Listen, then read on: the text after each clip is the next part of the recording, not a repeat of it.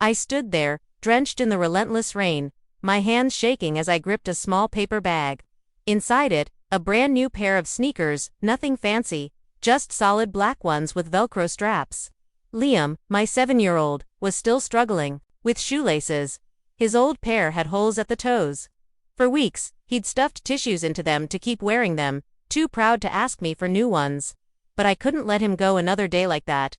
I was just about to knock on the door when the familiar pang of dread twisted in my stomach. The second I stepped inside my parents' house, I regretted it. "You're late," Mom snapped from the kitchen, barely even looking up from her work. Dad barely glanced at me over the edge of his newspaper, the disapproving frown already plastered on his face. Better not have forgotten the envelope. I swallowed, the cold from the rain seeping into my bones. But the weight of the paper bag in my hand felt heavier than anything I had ever carried. I hesitated before speaking. "I didn't bring the envelope," I said quietly, almost whispering. Silence. The kind of silence that settles into the pit of your stomach. Twisting it into knots, Mom appeared around the corner, wiping her hands on a towel, and glanced at the bag. "What's that?" she asked, her voice rising with annoyance. I hesitated. She wasn't going to like it. "What is that?" she barked, snatching the bag from my hand. The second she saw the shoes, her face twisted in disgust. "You bought shoes," she hissed, her voice sharp as a knife. "For Liam," I nodded. "He needed them. His old ones, you selfish little brat," she screamed, throwing the bag across the room with such force that the shoes slid across the floor. "We told you weeks ago that your sister needed that money for her honeymoon.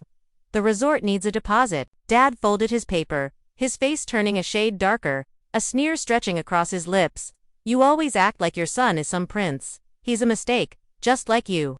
I blinked hard, my wet hair plastered to my face, but I could feel the sting of his words cutting into me.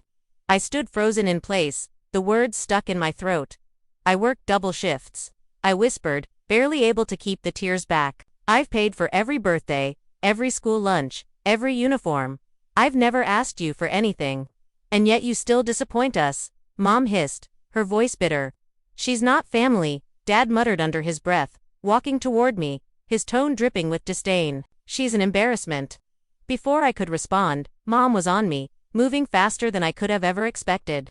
She slapped me across the face, hard enough that my ears rang. I didn't cry.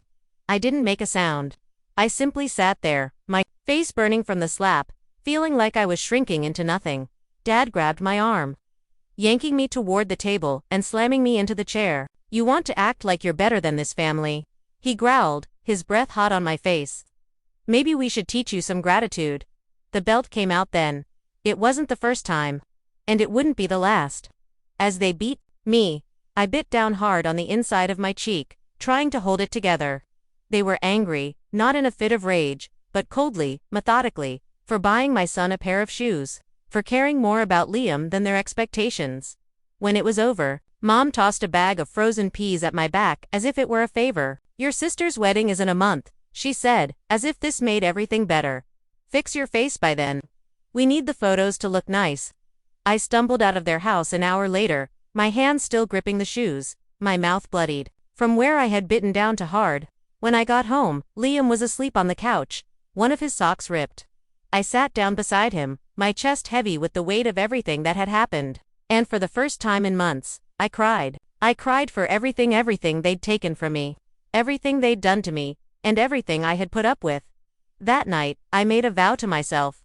Never again, not just the beatings, not the humiliation, not the years of favoritism, or pretending that I was lucky to be allowed near them. They thought I was powerless. They thought I was weak because I had been quiet all my life. They thought I was disposable, just a single mom, the failure, the shame of the family. They had no idea that every scar they'd given me had turned into steel. And they were about to learn what it felt like. When the girl they beat down stood up, I started quietly, not with yelling, not with revenge fantasies, just movement. The next morning, I dropped Liam off at school and drove straight to a job interview. I'd been keeping a secret working nights at a downtown office building. It wasn't much, but it was something, and I got it. 3 nights a week, I added it to my already 45-hour week at the diner. Some days, I worked until 2 a.m., my feet bled in cheap shoes, but I didn't complain. Every extra dollar I earned, I set aside. Not for them, Not for my sister's honeymoon in St. Lucia, for the moment they'd never see coming. 2 weeks later, the moment arrived. It was at my sister's bridal shower. I had tried to opt out, told them I couldn't come because Liam had a school play. Mom sent me a picture of her middle finger with a message. Show up or don't come to the wedding. I went. The moment I walked into the hall, dressed in the same black dress I always wore to family events, I felt the tension in the air. They had me sit by the food table, far from the bride, far from the family photos. She didn't even bring a gift, I heard one aunt mutter. Bought shoes for her son instead. My cousin whispered, unbelievable. Crystal, my sister, stood in a glittering white mini dress, opening gift after gift. She barely glanced at me. You can go now, she said loudly enough for everyone to hear. This part's for people who actually contributed. People chuckled. I stared at her. And then, I turned and walked out. But something inside me snapped. That day, that night, while Liam slept, I took out a notebook and started writing everything down. Not just about the shoes. About everything. About the time Dad made me sleep outside in 8th grade. About how Mom used to hide my report cards, so they could pretend Crystal was the only one getting honors. I started taking photos to Liam with a bruise from Crystal's accidental elbow. Liam sitting at family Christmas with no presents while Crystal's dogs wore matching sweaters and opened luxury pet treats. But I didn't stop there. I started asking questions. I called the resort Crystal had booked for her honeymoon, pretending to be her assistant. The presidential suite was $12,000, prepaid in full. Buy a check written in my name. I froze. They'd forged my account information.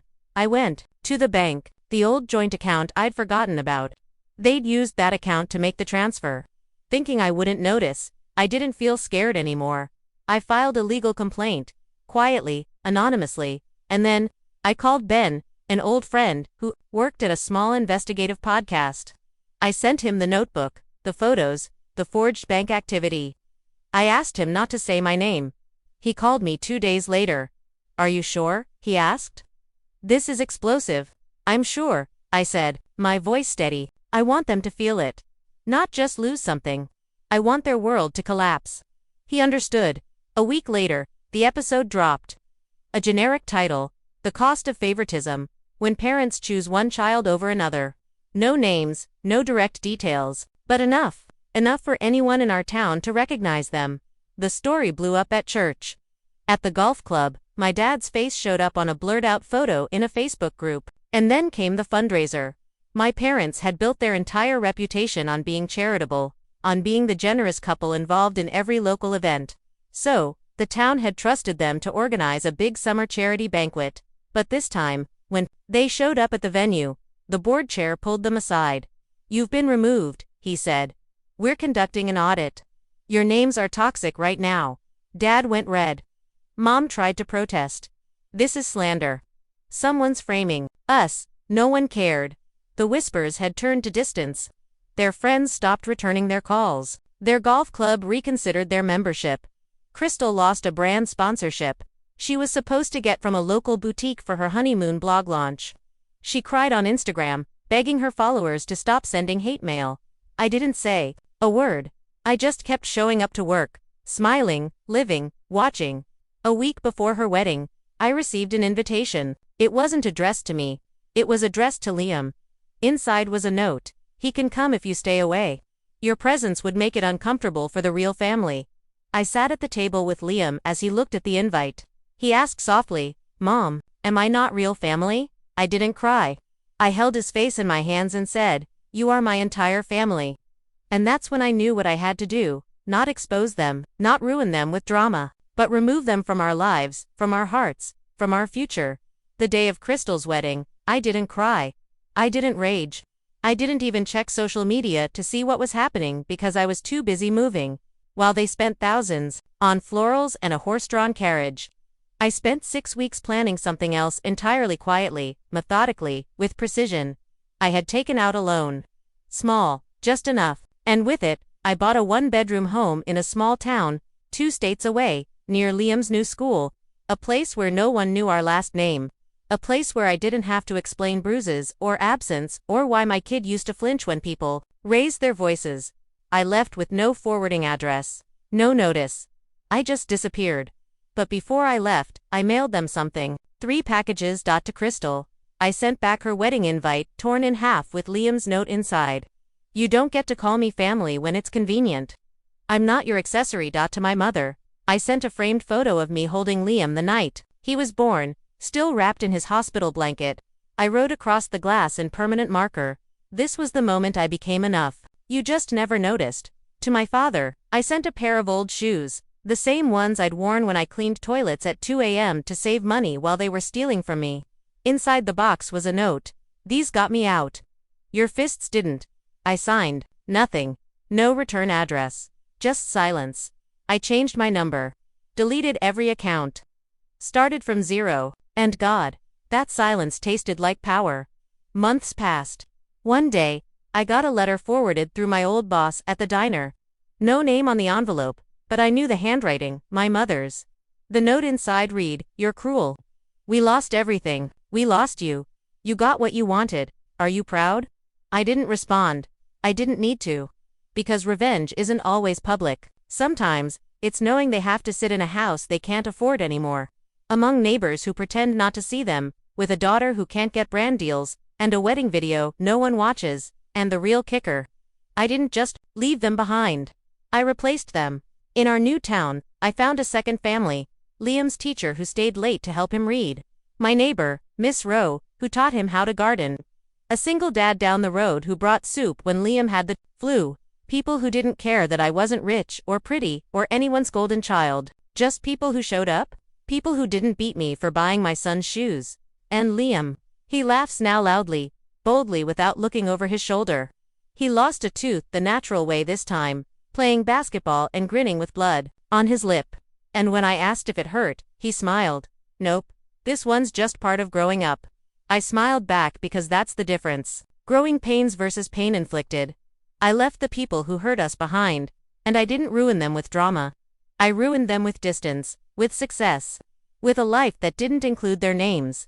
In the truth, that's what crushed them, the most: not being humiliated, not being arrested, not being exposed, just being irrelevant, forgotten. Exactly how they treated me, exactly what they taught me, and now, my son wears his new shoes, and I wear peas. Both fit us just fine.